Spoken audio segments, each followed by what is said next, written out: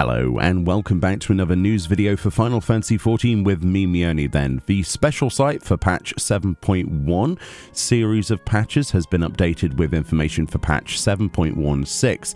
You'll notice down here there is a brand new role quest section talking about the subsequent role quests added in patch 7.16, which is the upcoming mini patch that will add the finale, or at least the roundup, to the culmination of this storyline. So you will need to make sure that you've done all of your role quests for each of your roles in Tulialal before the date of this patch. We still don't know when the patch is going to go live. It's a bit of a guess at this point, but nothing has been set into stone as it stands right now. But we should get information on that on the lodestone soon. It does say the passage of the Unbound's leaders are in fetters or worse, yet the one who pulled their strings remains at large, with no minions left to do her bidding. Aphayi hatches one final scheme. Will you succeed in thwarting her plans, or will Aphayi at last bring the nations of the world to their knees? So it's a little bit of a slapstick kind of thing with this character, and all of the characters actually with the Unbound. I'm not sure if everybody has been enjoying the storyline. Myself, personally, I thought that it was a little bit of a miss. Personally, I didn't enjoy it as much as previous role quests, but regardless of what you feel, the culmination of that has an opportunity to wrap things up in a whole different way and maybe bring in, some interesting gameplay and storyline regarding that. So the follow-up role quest will be added in patch 7.16, and there's the single new screenshot that we've got of that, of various characters heading towards the screen, kind of looking like badasses walking away from an explosion. It's yet to be seen if it can redeem what I disliked about it. I feel that it was a bit slapstick humor. It was kind of like Hildebrand, but not really. There was definitely humor in there that I wasn't expecting, but I'm not sure that it worked personally for my own tastes and interests and needs, especially after coming off the back of such good role quests, in my opinion. Like, my favorite have been the Void Quest series, obviously with the Endwalker, and obviously with Shadowbringers, right? Shadowbringers had probably the best role quests they've ever added to the game. I really enjoyed that. Endwalker had some interesting role quests. Some were better than others, and I'm interested to see how they wrap this one up. Personally, I've not gravitated towards any of the characters, like I say, myself, directly for the role quests. It's kind of been interesting, but a Tural Vidral did it, that kind of thing. It's not my cup of tea personally, but if you're interested in that, then you don't have to wait much longer.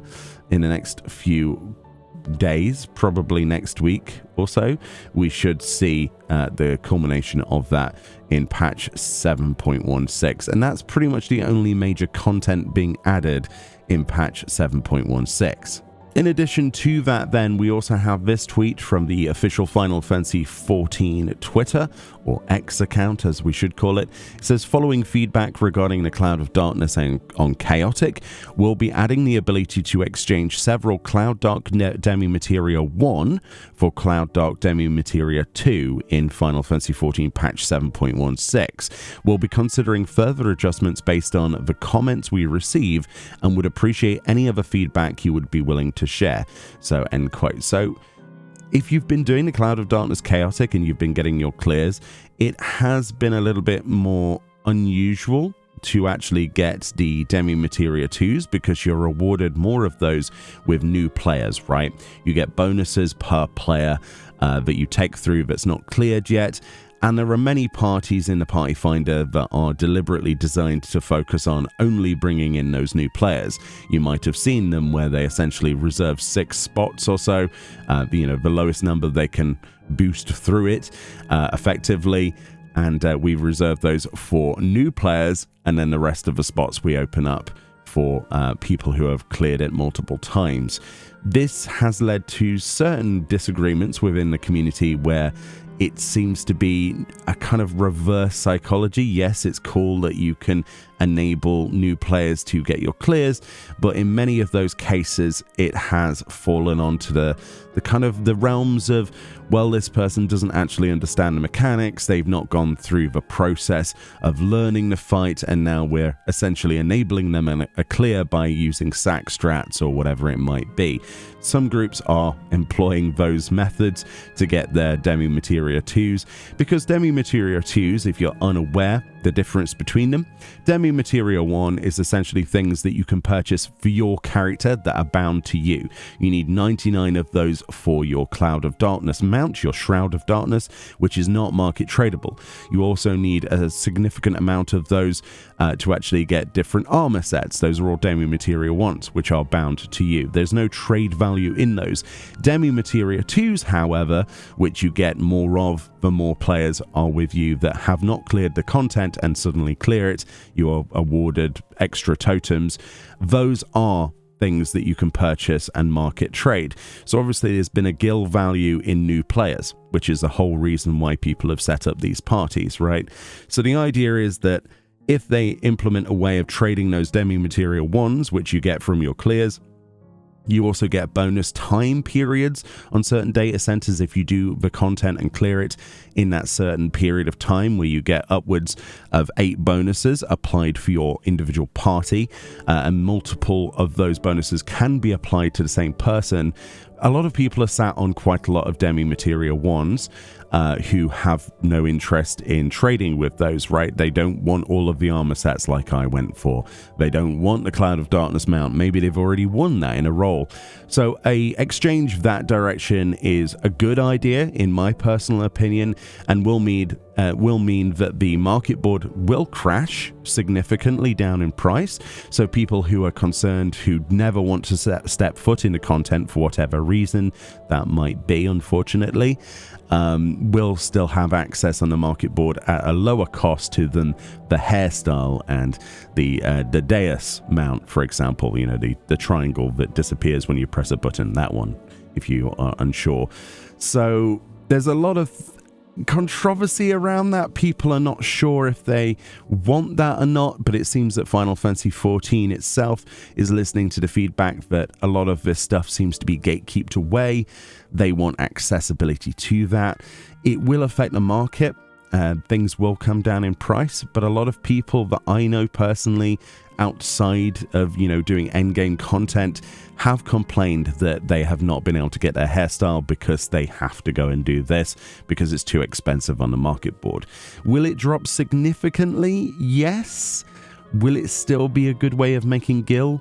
Probably still a very good, competent way of making gil, especially into the future when less and less people are doing the content, especially as we get closer to 7.2. In regards to my own personal feedback, I think there needs to be a series of checkpoints added to the actual fight itself. There needs to be a way of tick boxing players so that if you are progressing through the content and you're actually progressing through from the start parties, and then you get up to a certain point, let's say you go in a from the start blind progress party, practice party, you get to Looming Chaos. That should put a tick next to your character somewhere, like it should be an invisible tick. You have reached that progress point. And then on the flip side, they should make it so that if you're creating a party finder group and you enable people to play from the start or whatever, you don't simply just have the duty incomplete, duty complete options. I think what they should have is a function where you can actually gate people behind the progress that they are actually at.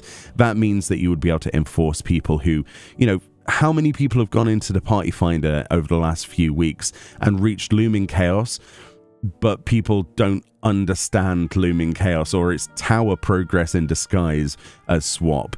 People not learning what you actually have to do for your specific role on different platforms, not just on the inner ring, for example, not just queuing in as the B group and then getting confused when you're swapped over to A, you know, learning those simple things. And I think a way around making that progression a little less painful for people running the groups would be to have that kind of setup. We already have that setup in the game for the duty finder for high-end that both North America and European players don't really use. This is more of a Japanese thing where you have those different tick boxes, right? It's multiple choice of final phase, middle phase, etc.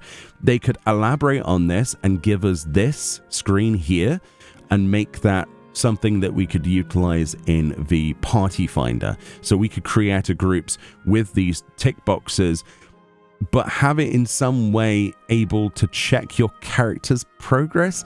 I know this sounds a bit gatekeepy, but at the same time, if you've spent any time in there, you'll know the benefit of learning from the start, getting to a certain position in the fight, learning those mechanics and then progressing from that. It means you can pick up from where you left off rather than having to join from the start groups or, tower progress groups, even though they're supposedly enrage groups.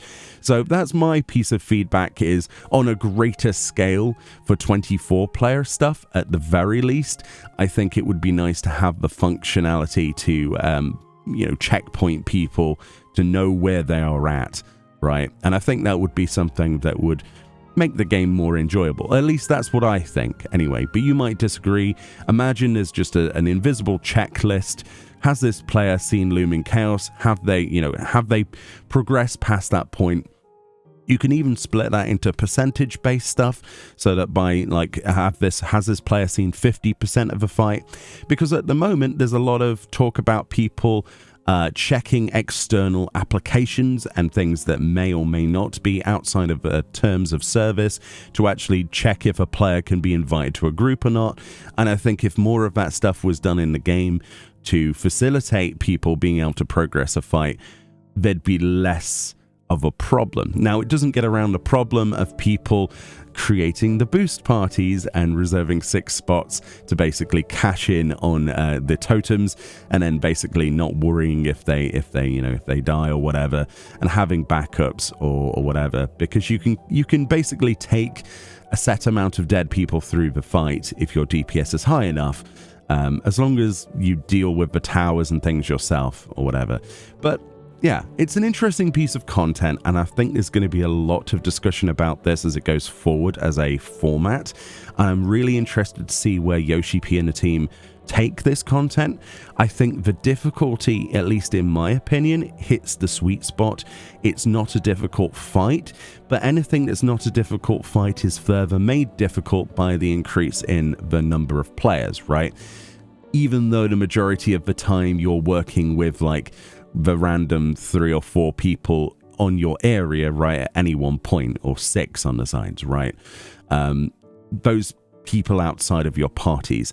There's obviously a lot more feedback I could give towards encouraging better facilitation for healers to be able to heal outside of their groups. A lot of people are not used to, or at least on controller. I've talked to many people on many of these runs. We've done 46 clears or something, clears, and then however many 100 attempts, right, with various different groups. A lot of the situations that we see that end quite badly are simply because of lack of healing from somebody who stood next to you, who's not realizing that you're dropping on your HP, just simply because they're not used to clicking on another alliance's DPS and healing them. And then when the towers come up, that DPS is dead, and suddenly extra towers go off, and then the group disbands after a couple of pulls, if you're lucky, because, it's tower progress, is that I thought this was an enrage group, end quote. So I think there needs to be a few system-wide functions in the game based on what I've played of this that could better help the rest of the game. Think about how this could be utilized for ultimate progress or savage progress. This could be a good turning point because of the amount of players that this has been including. I think this is a good opportunity for them to go, these are ideas we could maybe implement. So that's my feedback personally, is I would like a better way of checkpointing people so that we can progress easier in Party Finder, because a lot of North American and European countries We just simply do not use the Duty Finder to queue for content. We use Party Finder. And I think a lot of the Japanese players do the opposite of that. They use the Duty Finder. So I think that would be an idea. And also better ability to easily switch between alliance groups. You can, of course, do things to set that up yourself, but I think there needs to be, if this is a thing going forward, for the betterment of console or controller players, to have more ways of easily healing people or accessing people for target in other alliance groups without having to do whatever they're having to do, right? I don't play in controller. All I hear is that it's a very difficult thing to do. But yeah, anyway, regardless of any future plans and feedback I've given, in 7.16 you'll be able to trade your Cloud Dark Demi Material wands at an unspecified amount for an unspecified amount of Demi Materia 2s. So you'll see the market crash. So if you've got your eye on picking up the hairstyle, you might want to wait a little bit, wait a couple of weeks, because that thing is going to be probably much less than 5 million gil, probably even 3 million gil. But the future looks interesting for the chaotic series of alliance raids, and I cannot wait to see what they come up with next. It is a really, really positive piece of content, and I've enjoyed it immensely. Anyway, let me know your thoughts, what your feedback would be. If you were in the seat of Square Enix at Creative Unit 3, what would you do differently to better facilitate content like this in the future?